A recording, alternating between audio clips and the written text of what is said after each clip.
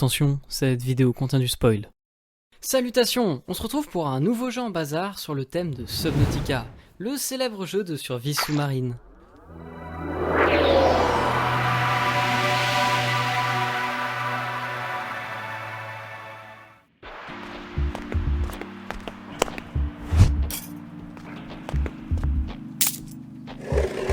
Quoi ?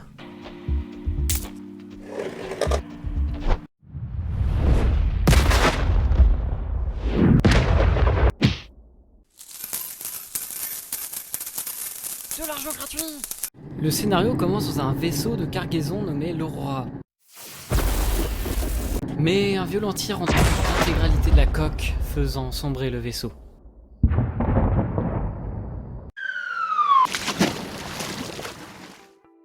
Bon, déjà, on se retrouve bloqué sur une planète constituée essentiellement d'eau, mais plus précisément sur le cratère d'un volcan endormi. Y'a quelqu'un? Dans ce jeu, la première chose à faire, c'est récupérer de quoi survivre. Les peepers, par exemple, sont une bonne source de nourriture. On peut aussi utiliser le pochon pour fabriquer de l'eau. Même si à première vue, il a les caractéristiques d'un jeu de survie classique, c'est surtout un jeu d'exploration. C'est ce qui fait la majorité du gameplay et le rend intéressant. C'est pourquoi on retrouve de nombreux environnements tous aussi remplis les uns que les autres, puisqu'ils ont certains minerais ou schémas utiles à la construction d'objets spécifiques. Journal de bord. Je suis maintenant coincé ici depuis plus d'une semaine.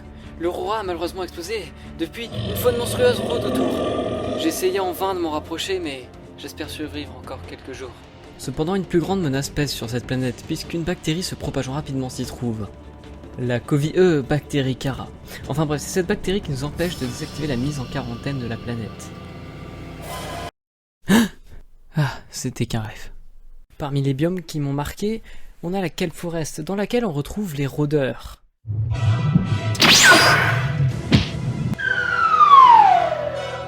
Prends ça!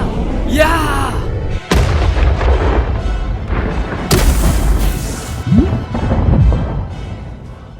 Ah, j'avoue qu'elles font pas partie des créatures que je porte particulièrement dans mon cœur.